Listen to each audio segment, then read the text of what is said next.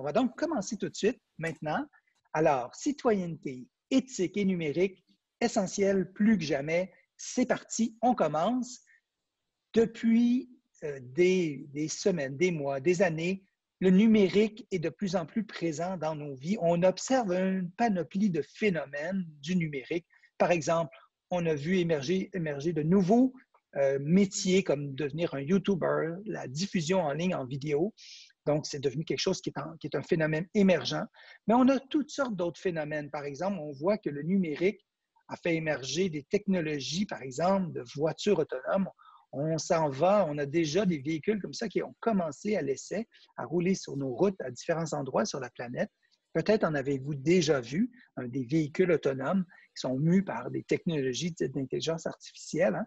On a aussi des phénomènes qui nous montrent parfois des écarts, des très grands écarts dans nos différentes sociétés entre l'accès à des technologies, à l'accès à des réseaux qui ne sont pas toujours égaux partout sur la planète ou partout, même dans chacune de nos sociétés. On a des écarts, parfois même des gens qui n'ont pas du tout d'accès à des technologies. Ça peut arriver parfois.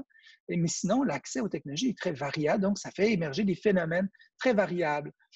Encore, on va voir des phénomènes qui vont émerger pendant ce que vous voyez ici, hein, un spectacle où on voit des gens, entre autres, qui sont en train de filmer, de diffuser en direct peut-être un spectacle. Ce sont des phénomènes qui nous interpellent, qui nous choquent ou qui nous emballent, mais qui ont des effets sur nous. Hein. Un autre exemple, on voit émerger des caméras de surveillance. Ça existe de plus en plus, mais ces caméras-là sont maintenant omniprésentes dans nos vies. On les voit un peu partout, il y en a constamment, et même si on n'avait pas ces caméras fixes, bien, nos appareils mobiles à nous sont dotés de caméras. Maintenant on a parfois même des appareils qui ont jusqu'à 4 caméras intégrées à même l'appareil. Donc, ils filment tout en tout temps, en temps réel. Donc, on voit ces phénomènes-là sont émergents. Donc, ce sont toutes sortes de phénomènes qui sont à la fois remplis de richesses, mais aussi de défis qui se proposent à nous, si bien qu'on se questionne souvent sur à la fois l'accès à notre vie privée, mais aussi la protection de notre vie privée. Hein. Je sais qu'en France, par exemple, il y a la loi sur le droit à l'oubli. Hein. Donc, on a fait ça. En Europe, il y a le régime sur la protection des renseignements qui est là, qui est mis en place par l'Europe tout entière. Donc, les sociétés réagissent à ces situations-là. Mais ces phénomènes-là émergent de façon très rapide et ils ont tendance à arriver. Par exemple, on a de plus en plus d'humanoïdes qui sont entourés qui nous entourent, qui sont près de nous. Et je me souviens, j'étais en présence d'un collègue à un moment donné qui voyait ces humanoïdes et qui me disait, dis-moi, Benoît, je me questionne sur ces humanoïdes qui sont de plus en plus présents dans nos vies. Pourtant, ces humanoïdes, la plupart du temps, quand on est face à un humanoïde, bon, on sait qu'on est devant une technologie. Moi, parfois, ces phénomènes-là sont aussi émergents actuellement.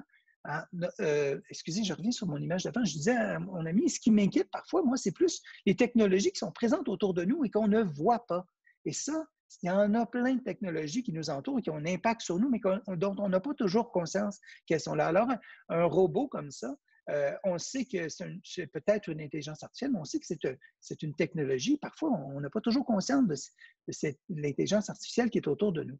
Je vais y revenir tout à l'heure. Je viens à nos réalités actuelles. Hein, on est maintenant, depuis quelques mois, 2 mois presque, un peu plus, presque à l'échelle de la planète, confinés chacun chez soi, et on a développé des réflexes de visioconférence pour se réunir, pour travailler, pour fêter en famille. On a donc développé ces phénomènes-là qui émergent chez nous, et même que ça amène parfois même des phénomènes on parlait d'intelligence artificielle tout à l'heure, de plus en plus on voit, je sais que chez nous au Québec, ça a été très présent, est-ce qu'on devrait ou non utiliser des technologies d'intelligence artificielle pour aider à tracer le virus, le coronavirus, donc est-ce qu'on va être capable de tracer et donc de mieux le contrôler, donc est-ce que ces technologies-là sont là, peuvent nous aider à vraiment bien tracer ou elles sont plus inquiétantes? Alors, je vais maintenant vous demander de vous positionner, vous, selon vous. Et là, c'est le temps d'utiliser les outils d'annotation dont je vous parlais tout à l'heure. Pour vous, est-ce que les solutions d'intelligence artificielle pour aider à tracer le virus et à peut-être le vaincre, est-ce que vous trouvez que c'est une perspective qui est sombre ou qui est plutôt claire? Est-ce qu'on est du côté obscur de la force ou du côté clair de la force? Alors, qu'est-ce que vous en pensez? Utilisez votre annotation selon vous. Oui, la flèche, Léa, c'est une très bonne outil pour voter. Alors, indiquez avec la flèche peut-être, vous, est-ce que vous pensez que c'est plutôt le côté sombre ou le côté clair de la force? Ou utiliser un crochet, c'est pas obligé si vous... Alors, il y a des gens qui sont plutôt du côté clair, d'autres qui sont du côté sombre. Et je vois qu'il y a des gens qui ont mis un crochet en plein centre. Alors, oui, plutôt sombre dans certains cas. Alors, je vois que les flèches n'apparaissent pas toutes en même temps. Quelqu'un met sa flèche, fait utiliser les crochets. Tiens. Oui. Donc, il y en a qui sont du côté clair, il y a des gens qui sont du côté sombre, puis il y a des gens qui sont entre les deux. Hein? On n'est pas tout le monde, on est souvent partagé quand il s'agit de parler des technologies émergentes qui ont un grand potentiel. Bien, on est parfois très divisé. On a des points de vue différents sur ces questions-là. Peut-être vous pourriez utiliser la fonction texte pour nous dire pourquoi vous êtes plutôt du côté sombre ou pourquoi vous êtes plutôt du côté clair de cette perspective de l'intelligence artificielle pour nous aider à tracer le virus, le coronavirus ou la COVID-19 ou le COVID selon où on est sur la planète. On n'appelle pas tout le monde de la même façon.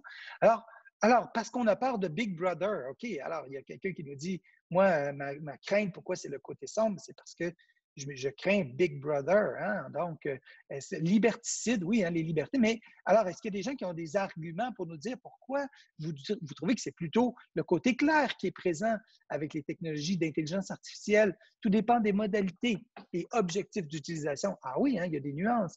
Idée intéressante, mais dérive possible. Oui, tout à fait intéressant. Peut-être qu'on a des bonnes intentions, mais ça pourrait nous amener dans des situations que l'on ne veut pas nécessairement. Donc, il y a de l'incertitude qui est là, le Big Brother, la peur de se faire observer. Sauver des vies, ça permet peut-être de sauver des vies. Il y a le côté clair qui nous permet de sauver des vies. Dans certains pays, peut-être que ça pourrait... Est-ce qu'on a confiance en nos dirigeants? Est-ce que c'est partout pareil? Ou si on a du questionnement sur l'utilisation de ces différentes perspectives. Il y en a qui utilisent des caractères que je n'arrive pas à comprendre. Là. Alors, peut-être vous choisissez, peut-être vous êtes en Asie et vous avez des claviers qui nous donnent des... Désolé, je n'arrive pas à lire ces caractères. Pour moi, ils sont inaccessibles. Les technologies au service de l'humain, oui, hein, mais dans quelle mesure, dans quelle limite? Toutes ces questions-là qu'on a, qui émergent autour de nous, hein, ce sont des questions fondamentales qui souvent nous divisent et qui nous amènent à avoir des points de vue différents. Et ce qui est vraiment intéressant dans ce qu'on fait en ce moment, c'est qu'on est en train de partager nos différents points de vue sur la situation. On est plus conscient des risques, donc on peut les contrôler. Ah oui, on a plus de contrôle peut-être sur, est-ce que tu parles des risques des technologies ou des risques du virus? Alors ça, c'est intéressant peut-être de préciser, hein, qu'est-ce qu'on entend par il faut un cadre. Ah ben oui, c'est clair, ça peut être du côté clair, mais avec certains encadrements. Ça prend des limites. Qui va contrôler l'IA? Ah, ça, c'est une très bonne question. Au Québec, entre autres, hein, il y a une compagnie, Mila, qui dit adhérer à un code d'éthique sur la façon de développer, mais c'est eux qui décident quel est leur code d'éthique. Alors, il y a des gens qui disent, ah, c'est beau, vous avez un beau code d'éthique, mais vous êtes à la fois juge et partie. Alors, jusqu'à quel point on peut s'assurer que vos technologies vont vraiment répondre? Est-ce que les gens comprennent comment fonctionnent vos technologies? Toutes ces questions-là, sauver des vies, on n'est plus conscient. C'est des technologies. Est-ce qu'on peut contrôler les technologies? Ah oui, bonne précision. Merci. Un bras robotisé, OK, ça peut amener aussi, c'est un autre exemple là, de technologie. Il nous faut un cadre. Donc, merci de vos... c'est antinaturel. Ah, OK, les technologies, l'intelligence artificielle, OK, bien ça, c'est intéressant. J'aurais aimé ça entendre. C'est qui la personne qui a écrit antinaturel? Je ne suis pas sûr de saisir l'idée. Cette personne-là peut-être pourrait activer son micro et venir nous expliquer ce qu'elle entend par antinaturel. J'aimerais ça comprendre. Qu'est-ce que vous entendez quand vous dites que c'est un côté sombre de la force, mais vous nous dites que c'est antinaturel? Est-ce que cette personne veut prendre la parole? Oui, je lui laisse la chance. Non, peut-être pas, c'est pas très grave. OK. Ce qui est important dans ce qu'on a comme portrait devant nous en ce moment, et ce qui est vraiment important, c'est de prendre conscience qu'en ce moment, à l'échelle de la planète, nous sommes divisés, nous avons des points de vue très différents sur la même situation. Nous ne voyons pas tout le monde la situation de la même façon. Comme on ne voit pas les choses de la même façon parce qu'on n'a pas les mêmes repères, mais il arrive qu'on ne les voit pas de la même façon. On n'a pas non plus les mêmes connaissances sur les différents éléments ou les enjeux ou les technologies qui sont en cause. Alors, j'entends quelqu'un en ce moment qui a son micro d'activer. Je vous demande, s'il vous plaît, de désactiver votre micro pour éviter les retours de son, les bruits parasites. Merci beaucoup. Donc, très, très intéressant. Merci de votre participation active. Je vais effacer vos commentaires parce que sinon, ils vont rester tout le long de la présentation. Alors, désolé, je les ai sauvegardés, alors ne vous en faites pas. On a donc sauvegardé ça pour s'assurer qu'on ait des belles traces de ce qu'on a fait aujourd'hui. Alors, poursuivons notre présentation. Donc, on n'est pas toujours bien situé tout le monde à la même place face à ces enjeux-là. Donc, on a besoin ensemble, collectivement, de développer une réflexion commune sur ces enjeux-là, travailler sur ces enjeux citoyens qui sont à l'échelle de la planète. Ils ne sont pas seulement dans notre pays, mais ils sont partout sur la planète. Alors, je ne me suis pas encore présenté. Mon nom, c'est Benoît Petit. Je travaille au Québec au sein du réseau du RÉCI. Le RÉCI, c'est le réseau pour le développement des compétences par l'intégration des technologies. C'est un réseau de personnes, près de 200 personnes partout réparties à travers le Québec, qui accompagnent les enseignants, les directions d'établissement, les professionnels de l'éducation pour favoriser l'intégration du numérique, pour faire en sorte que le numérique favorise les apprentissages des élèves. Donc, il y a des services qu'on appelle des services locaux. Donc, ce sont des personnes, c'est au secteur jeune, des personnes qui accompagnent l'ensemble des enseignants dans les commissions scolaires dans chacune de nos régions du Québec. Il y a aussi des services régionaux. Ça, c'est pour le premier, les 70 services locaux, c'est pour le secteur jeune. Donc, tout ce qu'on entend là par nous, c'est le secteur jeune, c'est ce qu'on appelle, nous, le préscolaire, le primaire et le secondaire. Je crois que chez vous, ça correspond du préscolaire au lycée, peut-être quelque chose comme ça. Donc, ça, c'est l'éducation des jeunes, mais on a aussi 18 services régionaux dans les régions du Québec qui accompagnent les centres de formation à l'éducation des adultes. Puis aussi, on a des services nationaux qui ont des mandats particuliers qui visent à accompagner l'ensemble du réseau scolaire, soit en lien avec des clientèles ou avec des expertises particulières. Moi, je travaille dans un des services nationaux du RÉCI, celui qui a la responsabilité d'accompagner les gestionnaires scolaires. Donc, mon travail, c'est d'accompagner l'ensemble des gestionnaires scolaires, en fait, de soutenir les services locaux, régionaux et autres dans l'accompagnement des gestionnaires scolaires. On a aussi un service de coordination qui est au ministère de l'Éducation. Donc, ce service de coordination est animé par des employés de l'État qui sont au ministère de l'Éducation et qui coordonnent l'ensemble des actions des gens du RÉCI. On a donc, moi, je travaille dans mon équipe, je suis chanceux, on a une belle équipe, on a plusieurs membres, il y en a d'autres que vous ne voyez pas là, mais on est les 6 personnes que vous voyez là, on se préoccupe de ce qu'on appelle, nous, le développement de la citoyenneté à l'ère du numérique. Je vais vous en parler un petit peu plus tout à l'heure. Vous allez voir, c'est vraiment très intéressant ce qu'on a développé au Québec. Je vais vous partager ça. Je serais intéressé d'entendre aussi vos commentaires là-dessus. Donc, toutes les personnes qui travaillent avec moi, vous les voyez ici au sein du réseau du RÉCI. Revenons donc à notre sujet. Je vais l'aborder, moi, à partir de l'intelligence artificielle. On en a parlé comme un enjeu en ce moment, mais cette intelligence dite artificielle, c'est quoi au fait cette intelligence-là? Je vais vous présenter différentes technologies auxquelles nous sommes toutes et tous, presque toutes et tous, exposés. Et je vais vous demander, selon vous, parmi les technologies que vous voyez émerger, qui sont là devant vous, à l'aide d'un crochet, tiens, avec l'annotation, d'aller me dire, selon vous, laquelle de ces technologies-là, parce qu'il y en a une seule, qui ne fait pas encore usage de technologies d'intelligence artificielle de manière active.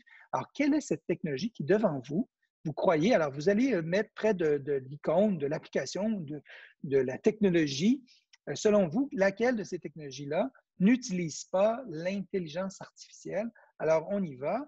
Alors, vas-y, allez-y, allez mettre vos crochets dans ma présentation, me dire à quel endroit où il faut encercler. Gmail, non, Gmail utilise des technologies d'intelligence artificielle. Tesla aussi utilise des technologies d'intelligence artificielle, donc ce n'est pas celle-ci la réponse que l'on recherche. Alors, YouTube aussi utilise des technologies d'intelligence artificielle, ce n'est pas la bonne. Netflix, absolument, Netflix nous trace à la lettre pour nous faire des suggestions. Siri utilise beaucoup l'intelligence artificielle. Alexa en droite, oui, Alexa utilise les technologies d'intelligence artificielle. Les technologies pour se rencontrer, comme, j'oublie le nom, là, aidez-moi un peu, avec le clavardage, j'oublie le nom avec la petite flamme, là, c'est Tinder. Tinder utilise les technologies d'intelligence artificielle. Merci, Maza, c'est très gentil. Spotify aussi utilise, Amazon utilise les technologies d'intelligence artificielle. En fait, la seule technologie, et il y en a plusieurs qui l'ont trouvé, là, c'est le robot Nao. Le petit robot Nao que vous voyez n'utilise pas la technologie d'intelligence artificielle de manière active, hein, en ce moment. Alors, Véronique, je te demande de désactiver ton micro, à moins que tu aies quelque chose à nous dire. Donc, c'est Nao qui gagne la palme dans ce cas-ci, parce que Nao, bien sûr, a un module de reconnaissance de la voix et donc est capable de fournir des réponses. Donc, le module de reconnaissance de la voix a été programmé grâce à des technologies d'apprentissage profond et donc qu'on dit d'intelligence artificielle, mais en fait, Nao ne fonctionne pas de manière active parce qu'il n'est pas connecté en réseau à des serveurs très puissants. Donc, alors, il y a quelqu'un qui dit aucune. Ça, c'est vraiment intéressant comme point de vue. Hein? Aucune. Pourquoi aucune?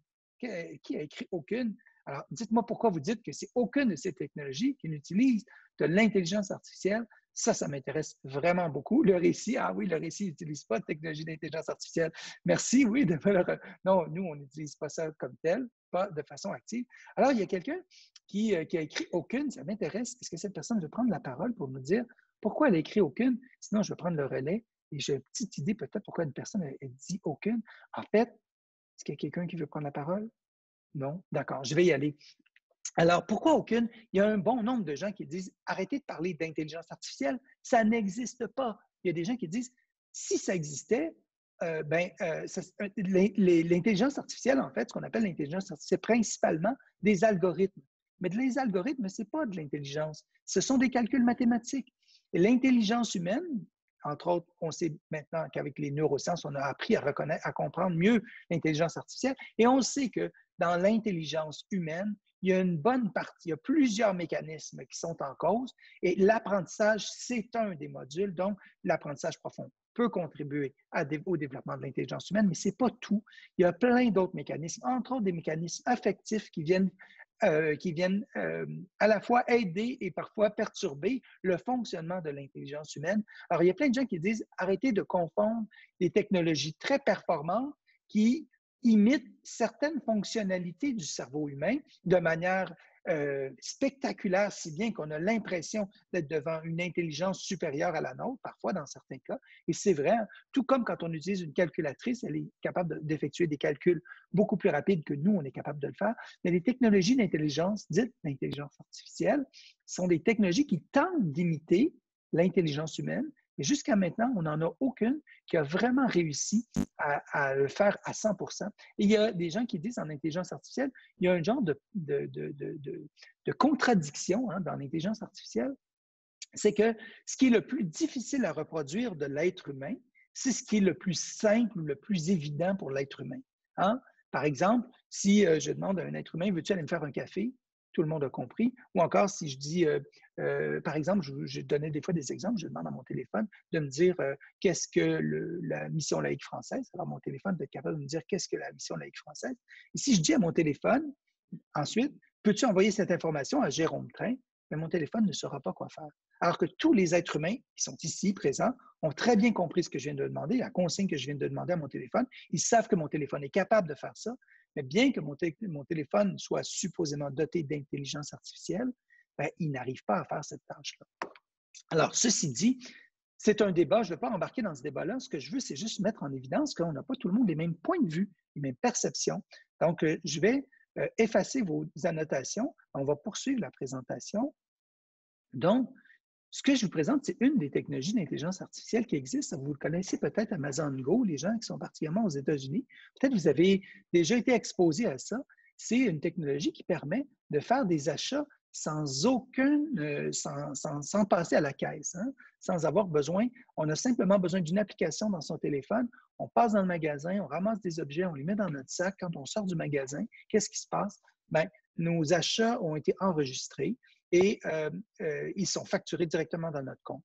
Pas plus compliqué que ça. Alors, ça vous prend l'application, vous entrez à l'intérieur et là, vous allez voir ce qui se passe, ce qu'on voit qui est là. Donc, les gens sont capables d'utiliser, de prendre des trucs. Ils vont utiliser un ensemble de différentes technologies pour arriver à faire fonctionner ces technologies-là et faire des achats.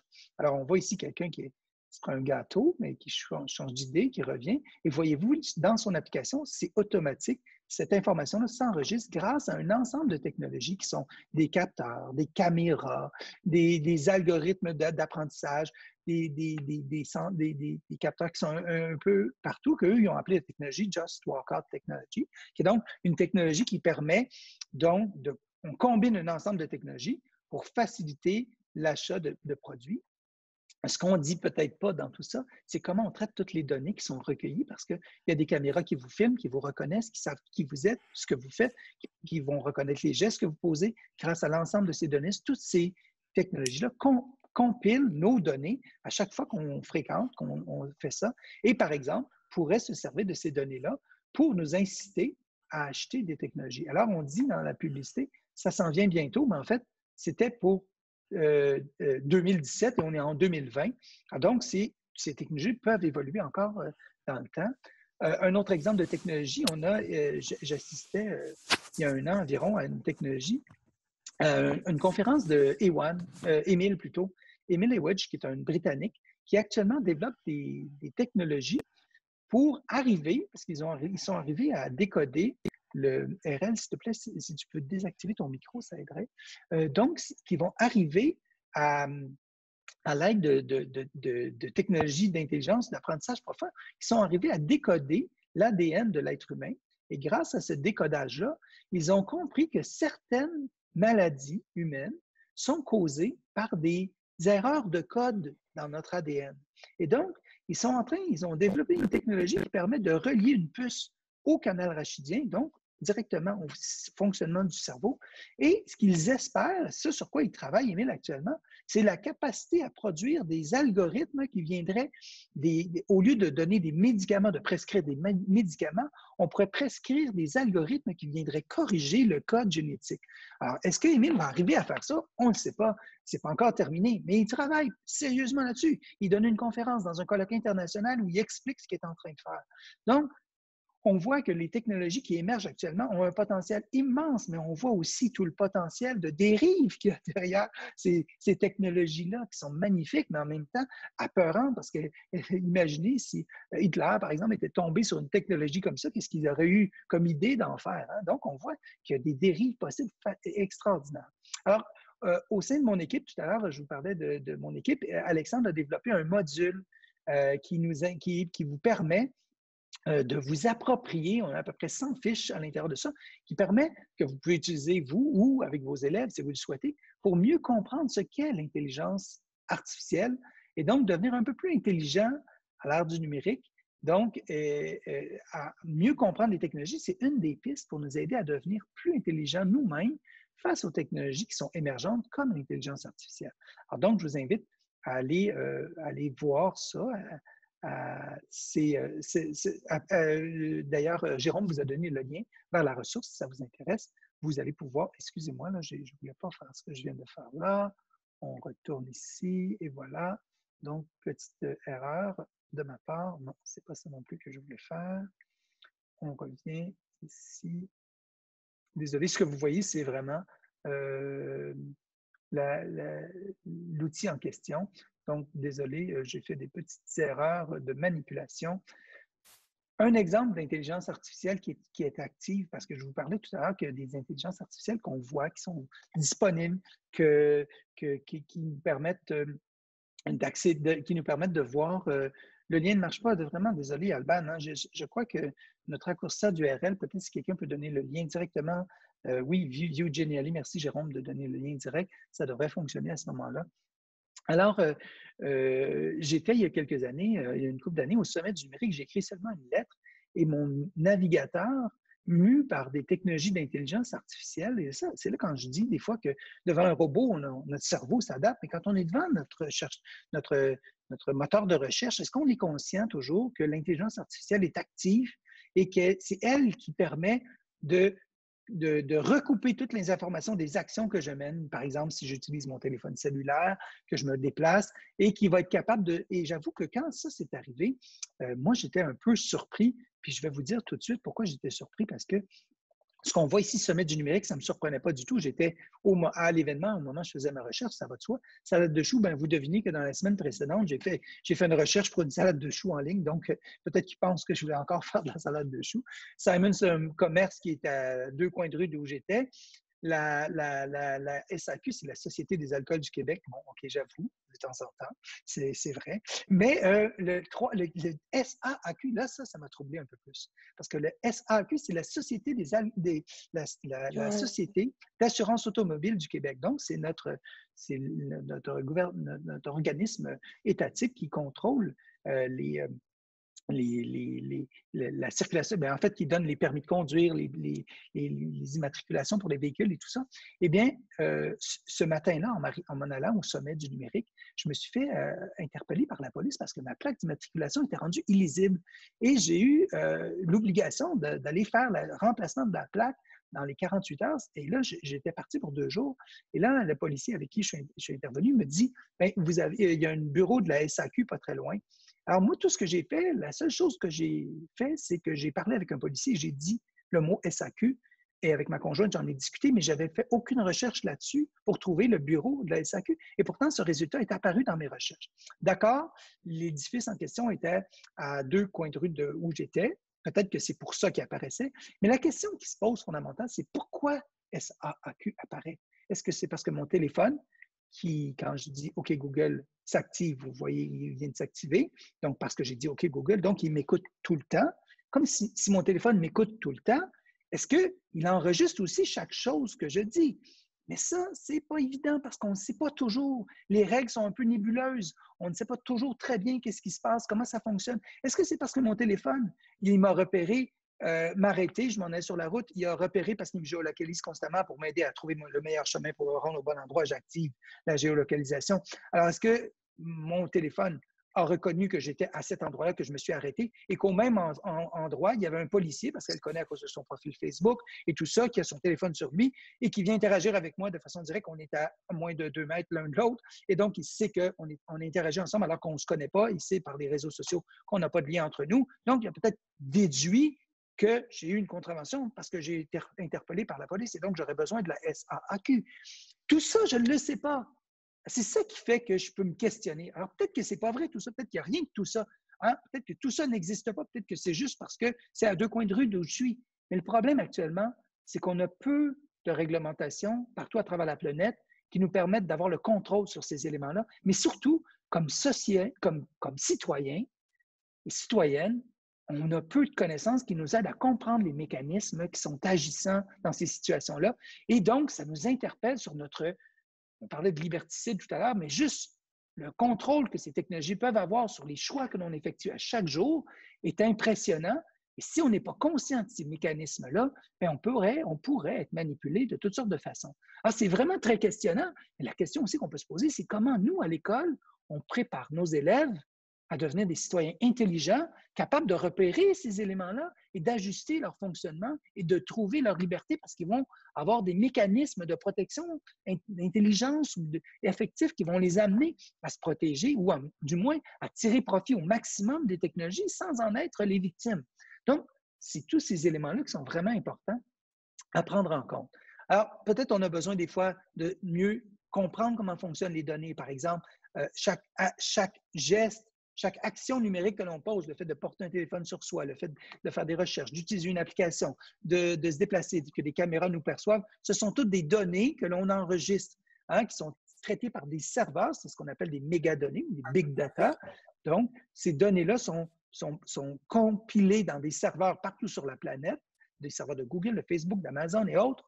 Donc, partout, sont compilés, sont croisés entre eux, ces données-là, et vont être sur des serveurs très puissants qui vont se partager, donc qui vont dupliquer ces données sur d'autres serveurs pour sauvegarder et protéger nos données. On dit protéger. Mais en fait, elles ont une valeur immense. Ce n'est pas juste qu'on les protège, c'est qu'on s'en sert aussi pour les traiter à travers des algorithmes qui vont créer des profilages de chaque individu. Alors, juste comprendre ce mécanisme-là, plusieurs d'entre vous, vous comprenez peut-être déjà ce mécanisme-là, mais nos élèves ont besoin de comprendre ça aussi. Ça, c'est vraiment fondamental qu'ils apprennent à comprendre des mécanismes comme ceux-ci. Comment fonctionnent tous ces éléments-là qui agissent sur nos vies et qui viennent nous proposer des choix personnalisés à chacun d'entre nous Mais qu'est-ce qu'ils font faire? Qu'est-ce qui fait qu'un outil ou un autre va nous proposer telle ou telle suggestion? Est-ce que c'est juste pour correspondre à nos intérêts ou nos besoins ou nos goûts? Ou c'est aussi parce que c'est mu par d'autres intérêts, des intérêts commerciaux, des intérêts idéologiques ou autres? Donc, tous ces éléments-là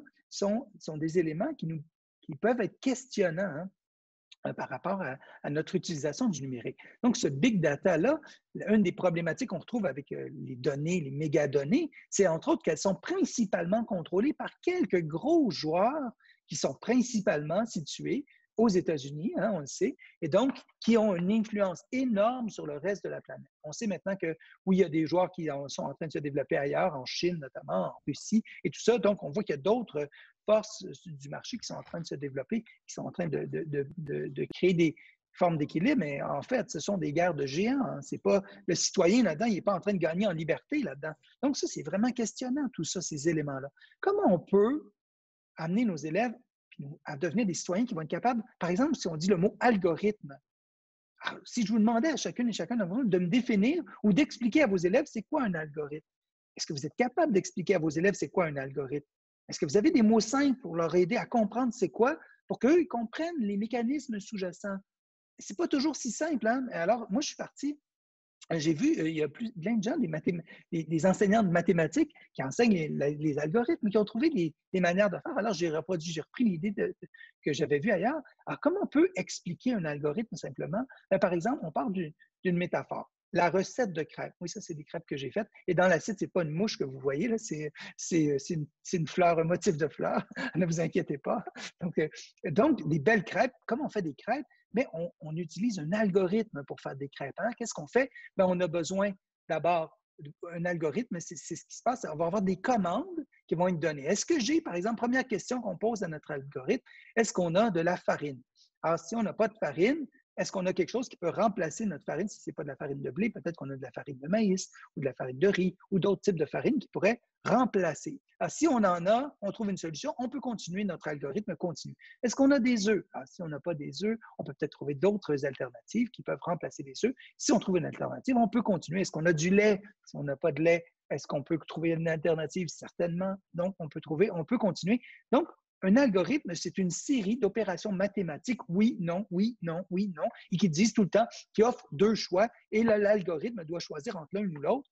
Et donc, si on opère si on va jusqu'au bout du raisonnement, si on a des instruments, si on a de la chaleur, si on a tout ce qu'il faut, bien, en bout de ligne, et là, j'oublie des opérations mathématiques, il y en a plusieurs, plus que ça, là. Mais c'est pour simplifier un peu pour l'idée, c'est qu'on va arriver avec un résultat. Donc, un algorithme, c'est comme ça que ça fonctionne. On a des choix avec des conditions. Si on a ceci, alors on peut faire cela. Donc, c'est une opération mathématique conditionnelle qui combine une série de choix et qui vont arriver à un résultat. Alors, vous voyez, tout le monde ici, ou presque, on a fait des crêpes dans nos vies et on a mangé des crêpes. Mais nos crêpes, à chaque fois, elles ne goûtent jamais exactement la même chose. Pourquoi? Parce que chacune et chacun d'entre nous, on a nos petites particularités, comme dans notre façon de faire notre crêpe. Mais les algorithmes, c'est la même chose. Pour arriver à un résultat similaire, les gens qui programment les algorithmes vont avoir chacun leurs particularités qui vont arriver à des résultats similaires, mais peut-être pas tout à fait pareils parce qu'on a des biais, on a des intérêts, on a des manières de penser qui sont différentes, qui vont faire qu'on va programmer les choses différemment. Alors, c'est ce qui fait que parfois, dans les résultats des algorithmes, on va avoir des résultats plus ou moins efficaces. Par exemple, je vous donne des exemples. Les logiciels actuellement qui font de la reconnaissance faciale sont très efficaces pour reconnaître les visages de gens caucasiens blancs. Donc, parce qu'ils ont probablement été développés par des gens qui avaient ces traits-là et donc qui ont cherché des caractéristiques, des traits des caucasiens blancs, donc, et qui vont être faciles à reconnaître. Mais quand on arrive avec des gens qui ont la peau noire, par exemple, ils vont avoir beaucoup plus de difficultés à être efficaces parce que ils ne se sont peut-être pas intéressés aux caractéristiques des gens qui ont la peau plus foncée. Quelles sont les caractéristiques qui les distinguent, ou les Asiatiques ou autres, ce qui fait qu'en bout de ligne, ils sont moins efficaces. Alors, quand on utilise des technologies de reconnaissance faciale, par exemple en justice, pour prouver de la présence de quelqu'un ou pas à un endroit. Mais on a remarqué avec ces algorithmes-là que les algorithmes, avec, par exemple, aux États-Unis, avec les Blancs, avaient une efficacité beaucoup plus grande, avec les Noirs, une efficacité beaucoup moins grande, ce qui fait que ça causait des bris de justice parce qu'il y a des gens qui étaient faussement accusés parce qu'on se servait de ces technologies-là pour les repérer et les trouver. Donc, on voit que les algorithmes, ce n'est pas neutre. Ce n'est pas vrai que c'est neutre un algorithme. Ce n'est pas juste un calcul mathématique. Ça peut être truffé de plein de biais différents selon la façon dont on a fait la recette de l'algorithme. Donc, c'est vraiment très important de comprendre ces mécanismes-là. Si on arrive à permettre à nos élèves de comprendre les mécanismes de ce qu'est un algorithme, on va peut-être développer des gens plus autonomes, qui vont être capables de devenir des gens plus autonomes. On a développé un petit outil qui s'appelle bulle de filtre et chambre d'écho. En fait, parce qu'on sait qu'entre autres, les algorithmes, quand on parle du profilage, ont comme effet parfois de nous enfermer dans un genre de monde où on est toujours exposé au même type d'informations parce que ça nous crée des genres de bulles à cause des filtres des algorithmes et nos réseaux sociaux qui nous renvoient les mêmes informations que nos filtres d'algorithmes, fait en sorte que des fois, on est coupé d'une partie de l'information à cause de ces mécanismes. Donc, un autre mécanisme, je ne prends pas le temps de vous l'expliquer en détail, vous avez un lien vers une présentation autonome, là, vous avez toutes ces explications-là. Vous pouvez vous en servir ou vous pouvez emmener vos élèves à vous servir de cette ressource-là qu'on a développée, qui sont des ressources libres, hein, d'ailleurs. Comme tout ce qu'on fait au sein du récit, c'est libre. Donc, vous pouvez le réutiliser sans problème. Parmi les travaux que l'on mène au Québec pour mieux comprendre les algorithmes, entre autres, on a développé différentes ressources. Entre autres, il y a une commission scolaire qui a développé un outil qu'on appelle vers une identité positive, vers une identité numérique positive à l'ère du numérique. Et donc, ils ont développé des séries de capsules vidéo avec leurs élèves pour aider à comprendre aussi l'impact des algorithmes dans nos vies.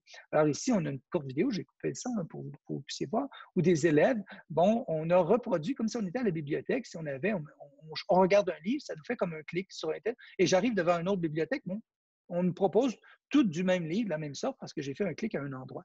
Donc, une autre élève, elle, qui se promène et qui, tout d'un coup, va voir un livre sur les peluches. Donc, elle va dire, ah, c'est intéressant, et ta sœur, elle aimerait ça. Peut-être que si tu voyais, tu devrais peut-être l'emprunter pour ta sœur. Donc, il va dire, ah, ben c'est vrai. Et donc, il s'en va un peu plus tard vers une autre bibliothèque, une autre étagère. Et là, il a surpris, qu'est-ce qui se passe? Bien, il n'y a que des 2 livres et des peluches qu'il avait regardés. Donc, une concentration, l'effet des algorithmes, hein, l'effet de la concentration. Donc, on essaie à travers des vidéos un peu humoristiques comme ça des élèves de créer des vidéos qui vont être des déclencheurs pour permettre de discuter avec les élèves sur ces mécanismes-là. Est-ce que si la vie réelle était comme des algorithmes, est-ce qu'on serait exposé à des situations comme celle-ci? Au Québec, on a développé, le gouvernement du Québec a développé ce qu'on a appelé le plan d'action numérique qui a fait voir le jour ce qu'on a appelé le cadre de référence de la compétence numérique. Le cadre de la référence de la compétence numérique a 12 dimensions. Okay? C'est ce qu'on appelle la compétence numérique est en 12 dimensions. Et on a mis au cœur de la dimension du cadre de référence de la compétence numérique le fait de développer des citoyens éthiques. Alors ça, dans tous les référentiels de compétences numériques qui existent à travers la planète, c'est le premier qui propose cette optique-là de travailler. Il y a aussi les habiletés technologiques, effectivement, qui sont là, assez au centre. Les autres tournent autour. Alors, qu'est-ce qu'on entend par cette compétence-là? C'est agir, cette dimension-là, en fait, c'est agir en citoyen éthique à l'ère du numérique. Et qu'est-ce que ça veut dire? Et là, je vais vous en parler un peu plus pour mieux comprendre ce qu'on appelle, nous, agir en citoyen éthique à l'ère du numérique. Mon équipe, on a été mandaté un peu pour travailler sur ces concepts-là, aider à fournir des ressources pour travailler sur ce concept-là. Alors, d'abord, peut-être préciser des mots. Quand on dit citoyenneté, qu'est-ce qu'on entend par le mot agir en citoyen? C'est citoyen dans le sens de ce que l'UNESCO a proposé en 2015, une définition d'une citoyenneté mondiale, c'est-à-dire pas tant une citoyenneté centrée sur l'appartenance à un pays ou à une nation, mais plutôt un sentiment d'appartenance à l'humanité tout entière. Donc, on fait partie de cette humanité-là et l'UNESCO nous convie depuis 2015 à développer, à éduquer nos jeunes à une citoyenneté mondiale. Donc, très intéressant comme concept et c'est ça qui nous a éclairé dans notre manière de travailler cette idée-là de développer la citoyenneté, pas dans le sens de pas seulement dans le sens d'appartenir à une nation quelconque, mais plutôt d'appartenir à l'humanité. On a aussi, on dit agir en citoyen éthique à l'ère du numérique. Au Québec, on a développé un programme qu'on appelle Éthique et culture religieuse qui est en révision actuellement. Il y a un des éléments du programme qui n'est pas remis en question parce qu'on questionne ce programme-là actuellement, mais un des éléments qu'on ne remet pas du tout en question, c'est la pertinence de la réflexion éthique. Et là, ici, très important de distinguer la réflexion éthique. J'en ai parlé à ceux qui étaient avec moi au début de la semaine dernière. La réflexion éthique, c'est très différent de la morale. Au Québec, pour nous, la morale, c'est faire la morale à quelqu'un, lui dire quoi faire, comment agir, lui dicter les bons comportements qu'il doit adopter ou qu'elle doit adopter. Alors que la réflexion éthique, c'est plutôt une démarche de réflexion qui amène à développer de l'autonomie, à être capable de faire par soi-même ses propres choix. Pourquoi? Parce qu'on l'amène dans une démarche intellectuelle où on va l'apprendre à prendre de la distance par rapport aux enjeux qui se posent quand on est dans une problématique éthique. C'est-à-dire, on va amener les élèves à décrire des situations, à comparer différents points de vue, à voir que quand on a différents points de vue, on n'a peut-être pas les mêmes points de vue et ça crée des tensions entre nos points de vue et que ça fait en sorte que pour ça parfois on ne s'entend pas, qu'on n'est pas toujours d'accord, mais que peut-être si on s'intéresse aux points de vue, qu'on essaie de comprendre quels sont les repères qui font en sorte qu'on a des points de vue différents, on va peut-être être capable de trouver ensemble des options, des alternatives qui vont pouvoir favoriser le mieux vivre ensemble. On va pouvoir ensemble faire un ou des choix différents qui vont nous aider à mieux vivre les uns avec les autres. Donc, c'est très différent que de dicter à quelqu'un comment agir, mais plutôt que de l'amener à développer de l'autonomie par rapport à ça. De façon plus détaillée, vous l'avez ici l'exemple, mais je n'embarquerai pas dans les détails de tout ça. Mais juste pour vous dire que c'est la démarche qu'on essaie de mettre à travers le programme d'éthique et culture religieuse. Mais ce qu'on veut développer sur la citoyenneté à l'ère du numérique, agir en citoyen éthique à l'ère du numérique, c'est le sens du mot éthique, c'est celui-ci. Ce n'est pas d'être des bons citoyens qui agissent bien, mais des citoyens qui sont capables de réfléchir ensemble pour trouver des solutions aux problématiques qu'ils vont rencontrer sur la vie commune, donc pour être capable de se donner ensemble, donc développer à la fois de l'autonomie individuelle et collective. Au Québec, ça nous a amené à développer un modèle qu'on a appelé, nous, le processus d'autonomisation éthique. Écoutez, c'est une invention qu'on a faite ici. On est parti on a réuni des gens du récit, des gens des universitaires, des gens du ministère, de différents ministères de l'Éducation, pour essayer de réfléchir sur c'est quoi les enjeux de développer, si on veut développer de l'autonomisation. L'autonomisation, on entend ici par ça, c'est le mot français pour empowerment. Okay? L'empowerment, c'est se donner du pouvoir d'action sur les situations, devenir autonome, donc développer chez nos élèves cette autonomisation, mais une autonomisation éthique, c'est-à-dire pas une autonomisation centrée juste sur la satisfaction des besoins personnels, mais aussi sur la recherche du mieux vivre ensemble, de trouver des façons qu'on va pouvoir harmoniser nos vies les uns avec les autres. Donc, c'est l'idée qu'il y a derrière le processus d'autonomisation éthique. Et dans les travaux qu'on a menés un peu partout en s'intéressant, on a identifié deux pôles importants qui nous paraissaient importants à développer. On a pensé aux capacités cognitives et là-dedans, bien sûr, rentre la réflexion éthique. La compétence numérique, bon, je vous en ai parlé tout à l'heure, on a 12 dimensions au Québec pour travailler là-dessus. Nous, on mettrait aussi l'accent sur l'importance de développer la littératie au sens large, la maîtrise de différents niveaux de langage, à la fois numérique, culturel, textuel et autres. Et tout ça, c'est vraiment très important de développer. Plus on aura de l'intelligence par rapport à la compréhension, à la maîtrise des niveaux de langage, on va développer des citoyens qui vont être plus autonomes, plus libres, mais aussi de la pensée critique, la capacité à prendre du recul face à des situations, puis qui pourraient éventuellement aussi amener à la créativité, c'est-à-dire la capacité à trouver des solutions nouvelles à des problématiques ou des défis émergents. Donc, très important pour nous, on voyait qu'il y avait ces éléments-là. Et on est en train de développer actuellement, je vais vous présenter tout à l'heure, des ressources pour essayer de voir comment on développe ça chez nos élèves. De l'autre côté, c'est ce qu'on a appelé, nous, les aptitudes socio-affectives.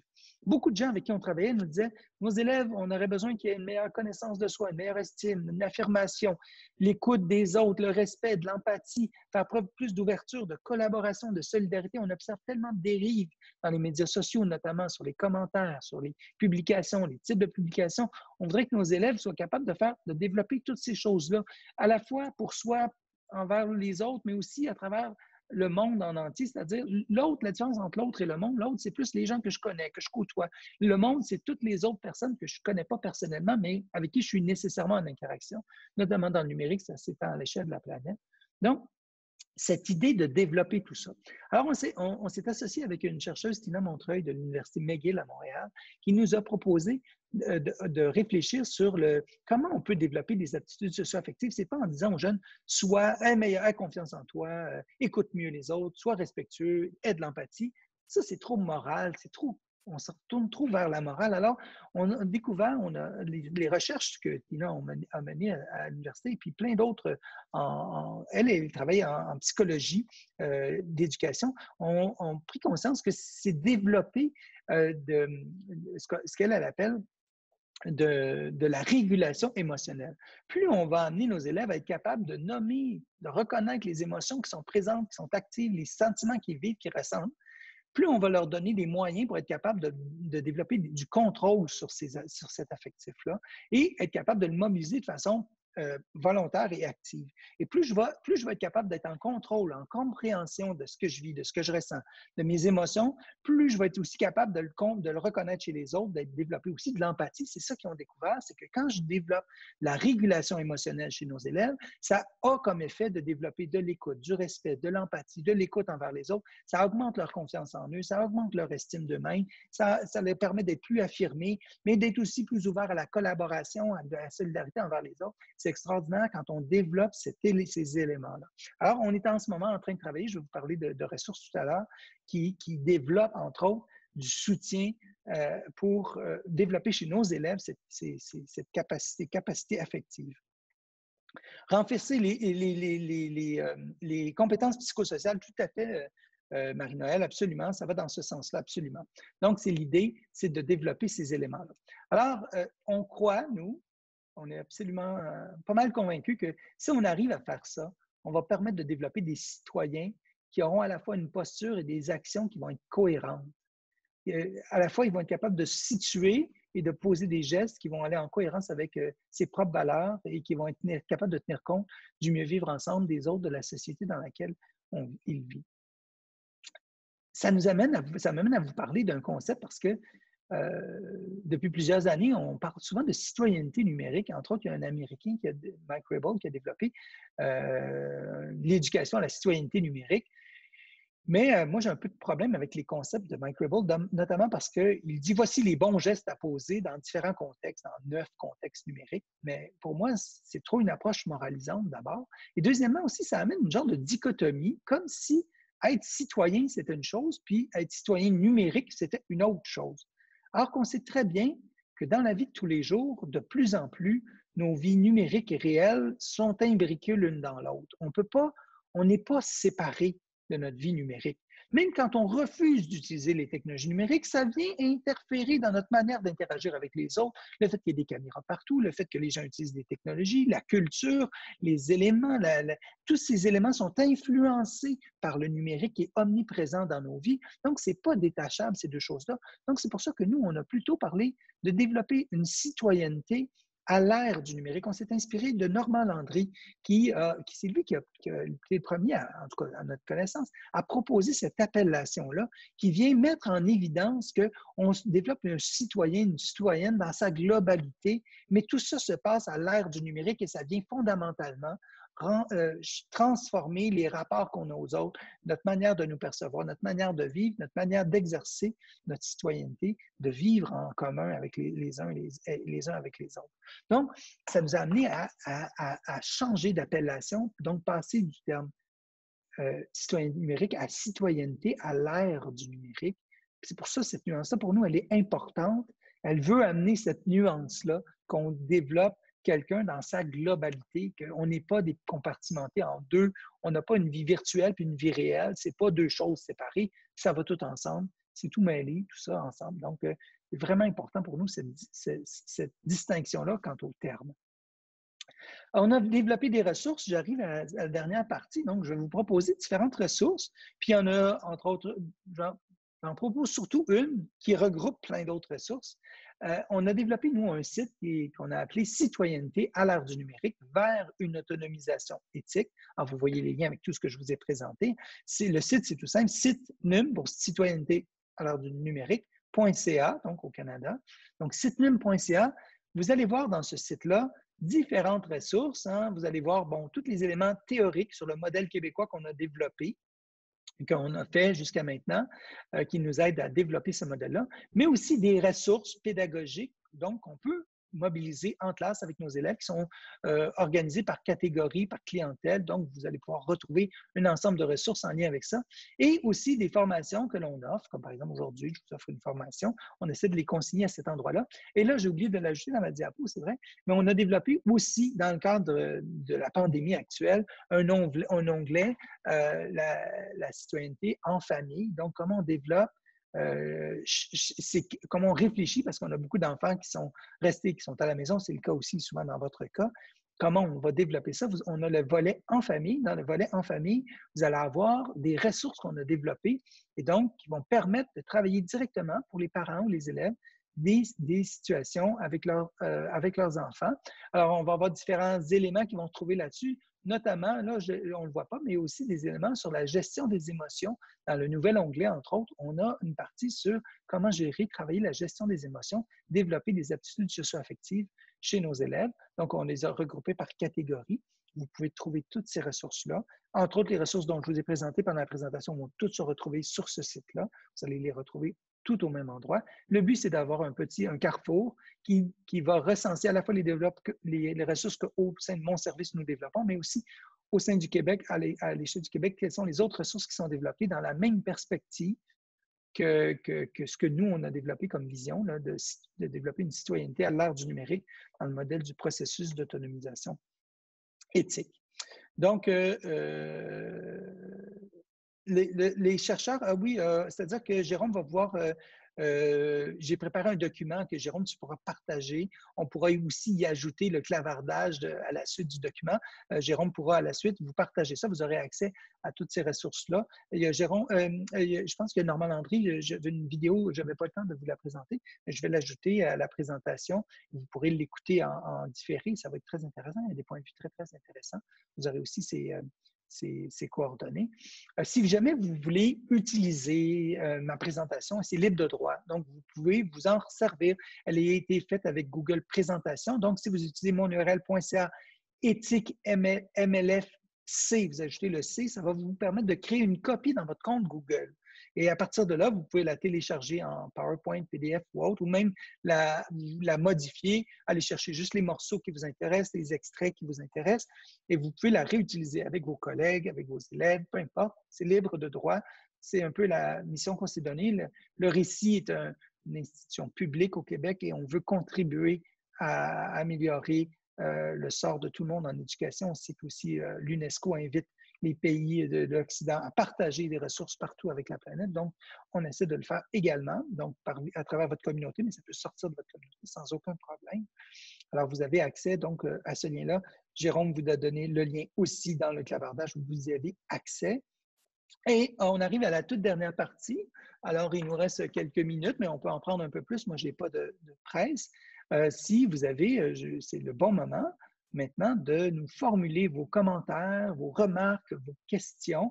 Vous pouvez utiliser l'outil d'annotation pour aller écrire directement dans le tableau ou vous pouvez les écrire dans le clavardage, donc dans notre chat, pour nous dire ce que vous avez retenu peut-être de la formation. Qu'est-ce que vous retenez principalement? Est-ce que vous avez des commentaires à formuler? Est-ce que vous avez des questions à émettre? Donc, je vous invite à nous formuler ça maintenant. Ça m'intéresse beaucoup de vous entendre. Jérôme, est-ce que tu as quelque chose à rajouter? Est-ce qu'il y avait quelque chose que tu veux dire maintenant à ce moment-ci? Pas du tout. Pas du tout. Ça va bien? C'était très bien, très clair.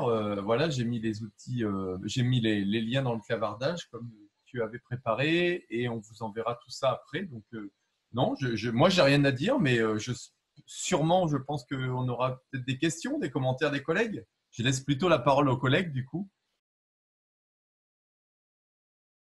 Excellent. Ben, Maz, il Il y a Mas qui écrit une question. Pouvez-vous nous conseiller des listes d'outils numériques pédagogiques respectueux des libertés individuelles? Alors, peut-être que tu pourrais activer ton micro, Maz, et nous préciser ce que tu entends par qui sont respectueux des libertés individuelles. Ça m'aiderait à répondre un peu mieux à ta question. Oui, bonjour. Oui. Je crois qu'il y a des normes qui s'appellent RGPD. Voilà, j'hésite à le dire, Jérôme, tu vois. Oui, RGPD, oui. Voilà. Et en fait, pendant toute cette période de confinement, on nous a conseillé des outils, en particulier le forum pédagogique, mais je crois qu'ils ne sont pas tous justement respectueux de ces droits. Et je m'interroge beaucoup en ce moment sur les outils pédagogiques qu'on pourrait utiliser et qui respecteraient ces libertés individuelles. Il paraît qu'on ne soumettrait pas les données de nos élèves à ces géants, à ces GAFA. Voilà, ces GAFA. Bien, écoutez, c'est sûr qu'il y a la problématique actuellement, c'est que les réglementations pratiquement partout sur la planète, à part en Europe, qui commencent à être un peu plus sévères, mais encore là, on s'entend, c'est un début, hein, c'est un début d'encadrement. Actuellement, c'est très difficile parce que tout est entrecoupé. Alors, peu importe les outils qu'on utilise, ils vont utiliser des cookies, des traceurs qui vont enregistrer l'information. Alors, même si l'outil se veut non traceur, c'est rare qu'il n'y a aucun de ces outils-là, même pour être capable de fonctionner, pour être efficace, les outils ne permettent pas toujours. Et on a besoin de développer des technologies qui vont nous permettre d'avoir plus d'autonomie, plus de liberté. Et pour le moment, ces technologies-là ne sont pas encore très développées. Alors, on pense entre autres à ce qu'on appelle les technologies qui sont en émergence, qu'on appelle les chaînes de blocs, hein, les blockchains. Et ce sont des technologies qui sont pour le moment, très coûteuses aussi en termes d'énergie à faire fonctionner. Mais quelle est la particularité de ces technologies de blockchain? C'est qu'elles vont permettre d'éviter de passer par les serveurs pour avoir des communications sécurisées. Alors, par exemple, en ce moment, on a une communication sécurisée, nous, vous et moi, avec nous, à travers Zoom. C'est le cas de tous les outils de visio, mais cette sécurité-là passe par le serveur de Zoom ou le serveur de Google ou le serveur qui va agir en tant qu'autorité reconnue comme sécuritaire et qui va m'envoyer un code de sécurité à moi, je vais communiquer de façon sécuritaire avec Zoom et Zoom va communiquer de façon sécuritaire avec vous et ce qui va nous permettre d'avoir une communication sécurisée. Alors, les technologies de chaîne de blocs, ce qu'elles ont de différence, c'est que même si on utilise les serveurs de Google, de Amazon ou autres, vont faire en sorte que l'encryptage des données va passer directement entre vous et moi et les serveurs de Google n'auront pas ou d'autres n'auront pas à utiliser n'aura pas à gérer l'encryptage. Donc, ça va permettre d'améliorer la sécurité, si on veut, des technologies qui nous permettent de communiquer les uns avec les autres. Alors, pour le moment, il y a peu de technologies qui utilisent la chaîne de blocs. Donc, c'est difficile pour moi de vous dire, je peux vous assurer que telle ou telle technologie sont plus sécuritaires. On peut bien sûr s'intéresser à voir quels sont les types de traçage qui sont faits. On sait que les outils de Microsoft, de Google et autres qui sont faits pour l'éducation prétendent qu'elles font un traçage qui n'est pas… ils ont des lois qui les obligent à avoir un traçage qui permet de ne pas faire du profilage d'individus. Mais ça reste encore d'une certaine façon à prouver parce que comme on ne connaît pas les recettes des algorithmes, parce que les algorithmes sont des secrets professionnels pour les entreprises, parce que pour eux, c'est comme ça qu'ils font des revenus, c'est comme ça que s'ils dévoilent leurs algorithmes, ben, ils vont les dévoiler à leurs compétiteurs qui vont pouvoir les utiliser, ils vont perdre parfois des avantages. Donc, c'est absolument difficile en ce moment de s'assurer qu'on peut proposer des technologies qui vont être assurément qui vont protéger nos libertés individuelles. Pour faire ça actuellement, ça nous prend des technologies donc qui utilisent, qui sont mal perçues en ce moment, par exemple, parce qu'elles vont être utilisées pour ce qu'on appelle le dark web, par exemple, qui vont utiliser des technologies qui vont être plus difficiles à tracer. Mais les technologies plus connues, plus populaires, utilisent des mécanismes qui sont pratiquement tous les mêmes, sont des algorithmes, des puces, des cookies. On dit toujours, acceptez-vous le cookie. On peut toujours refuser les cookies, mais si on refuse les cookies, à un moment donné, on va perdre la qualité de nos services. Donc, on va perdre en efficacité parce que ces technologies-là permettre d'avoir une optimisation de nos utilisations. Alors, quand j'arrive dans une vidéo, ben, je vais écouter la dernière fois, ça me reprend le même endroit où j'étais. Ça me permet de me proposer des ressources qui vont être similaires parce que mon cerveau n'est pas capable de traiter la totalité de l'information qu'il y a sur la planète. Donc, j'ai besoin de technologies qui vont filtrer l'information jusqu'à moi. Donc, j'ai besoin des algorithmes, j'ai besoin de ces outils de filtrage. Mais actuellement, ce qu'on a besoin, c'est de développer chez nos élèves des personnes assez intelligentes pour comprendre tous ces mécanismes-là, pour que eux, comme citoyens, seront en mesure de dire voici les balises que l'on veut se donner comme société pour être capable de mieux encadrer le numérique et faire en sorte que le numérique soit au service de l'humanité tout entière et non pas seulement au service d'intérêts de certaines personnes ou de certains groupes, de certaines entreprises. Donc, c'est là le défi. C'est pour ça que moi, je ne suis pas capable de recommander une technologie qui serait plus sécuritaire ou plus respectueuse des libertés qu'une autre. Parce que, selon moi, on n'a pas encore, les technologies ne sont pas encore assez répandues pour permettre de le faire. Mais j'entendais l'année passée une personne qui travaillait chez Google qui disait, ben, les entreprises n'auront pas le choix au fur et à mesure que le temps va passer, de modifier ce rapport-là à la confidentialité, donc d'assurer que la sécurité passe entre les individus et que chaque individu puisse choisir qu'est-ce qu'il veut partager et qu'est-ce qu'il ne veut pas partager, et qu'il y ait un meilleur contrôle à travers des technologies comme la chaîne de blocs. Parce qu'il dit sinon, ben c'est le web qui va imploser, c'est les technologies du numérique qui vont imploser parce qu'il n'y aura plus de confiance, on va avoir une perte de confiance. Les gens vont refuser massivement d'utiliser les technologies. Et c'est là qu'on voit actuellement, hein, avec entre autres les outils de traçage pour s'en servir, pour utiliser, pour tracer un virus qu'on veut tout le monde éliminer, mais on ne veut pas tout le monde perdre nos libertés. Donc, effectivement, ça lève beaucoup de questions, beaucoup de questionnements, ces débats-là qu'on a actuellement. Et on n'a pas de réponse magique en ce moment, malheureusement. Et donc, moi, je ne suis pas capable de vous faire une liste de technologies que je vous dirais, oui, ça, hors de tout doute, c'est sécuritaire. Je ne sais pas si ça répond, Maz, à ton questionnement. Est-ce que c'est suffisant? Est-ce que tu as d'autres éclaircissements? Merci beaucoup. Ça fait plaisir. Alors, j'observe vos autres commentaires pour voir qu'est-ce que vous avez écrit. Informer, c'est quoi Google, c'est quoi Alexa. Les élèves sont souvent super intéressants. Ils ont beaucoup de choses à dire. Oui, tout à fait. Donc, en discuter avec eux, c'est une très bonne idée, Marjorie. Donc, effectivement, discuter avec nos élèves. Ils ont très peur de poster leurs images au travail sur Internet en partant du principe que cela pourrait être utilisé contre eux plus tard. Oui, tout à fait. Il y a ces questionnements-là qu'on a effectivement. Donc, pour certains élèves. Donc, c'est pour ça qu'on a besoin, évidemment, toujours de développer notre intelligence collective pour mieux contrôler puis encadrer le numérique. Intéressant comme la semaine dernière, je prends un abonnement à tes formations. Merci beaucoup. Merci des commentaires. Merci. Pouvez-vous nous conseiller des outils? OK, je l'ai répondu. Un énorme merci pour ce recentrage. Merci beaucoup. Nous avons sensibilisé nos élèves, oui, on pourra le faire, au danger du numérique ces 2 dernières années et leur parlant de surexposition aux écrans. Maintenant, ils passent quasiment plus de 8 heures par jour devant l'ordinateur. En effet, c'est l'approche qu'on a aussi, elle vise à être équilibrée. Hein. L'idée, ce n'est pas de faire peur aux élèves ou de leur dire « attention, le numérique est dangereux ». Parce que le numérique offre aussi un potentiel immense pour tout le monde. Et à l'ère du numérique aujourd'hui, personne ne peut faire fi de ça parce que si on ne s'en préoccupe pas, bien, on va être, nous, pénalisés. Donc, on a besoin d'apprendre à les maîtriser. Mais l'idée, c'est aussi de changer la perspective. Est-ce que c'est les dangers du numérique ou c'est les utilisations qu'on fait du numérique qui peuvent être dangereuses? Donc ça, c'est très différent, centré sur les utilisations et non pas sur le numérique lui-même.